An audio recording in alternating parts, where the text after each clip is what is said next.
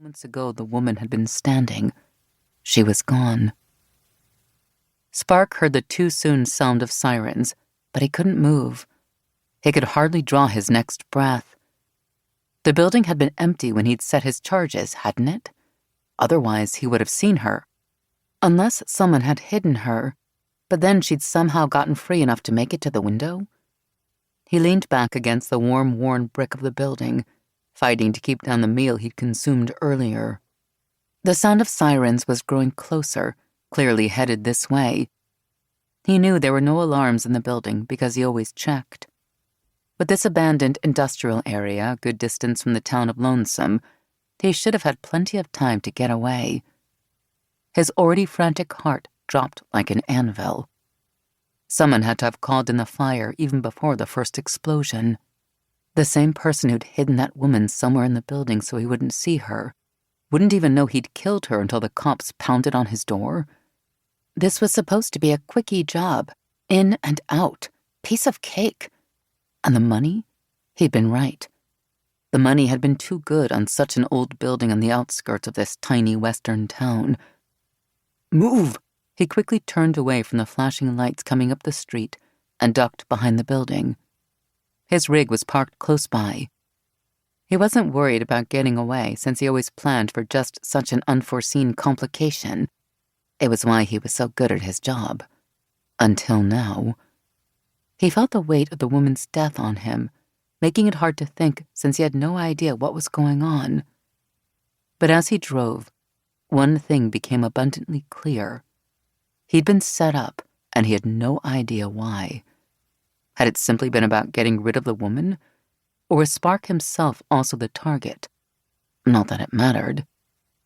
He'd been in this business long enough to know that even if he avoided capture by the cops, someone more dangerous would be coming for him. Either way, his life wasn't worth a plugged nickel right now. Chapter 1. Willie Colt was having the best ride of his life on the back of a rank bull with a reputation for maiming cowboys. All Willie had to do was hang on and wait for that 8-second horn to sound.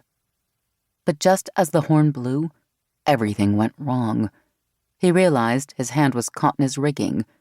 Hanging by his arm off the side of the bull, he was being tossed around like a rag doll. 2 rodeo clowns were trying to free him and keep the bull's attention as he was dragged across the arena. Then suddenly, the bull stopped, twisted around, horns gleaming in the arena lights as it lowered its head, and Willie jerked awake at the sound of an alarm going off. 2 nurses came running into the room. One rushed to his bedside. The other shut off the machine next to him as he attempted to sit up. He blinked. Part of him still caught in what he realized had been a nightmare from his former career as a bull rider on the rodeo circuit. "Deputy Colt, you need to calm down," the nurse was saying. "Dr. Bishop is on his way. You're fine." He doubted that. He was lying in a hospital bed with a bunch of devices attached to him. What the hell was he doing here? Where am I? How did I? Seattle General Hospital. He tried to still his raging heart. Moments ago, he'd been on a bull about to be gored. He touched the bandage on the back of his head and grimaced. Whatever had happened to him, it wasn't a bull that had done the damage. How long have I been here? You were brought in yesterday afternoon. He'd been here since yesterday? How did I get here? Ambulance, said the larger and sterner of the 2 nurses checking his vitals. His brain felt fuzzy. The 2 things became clear.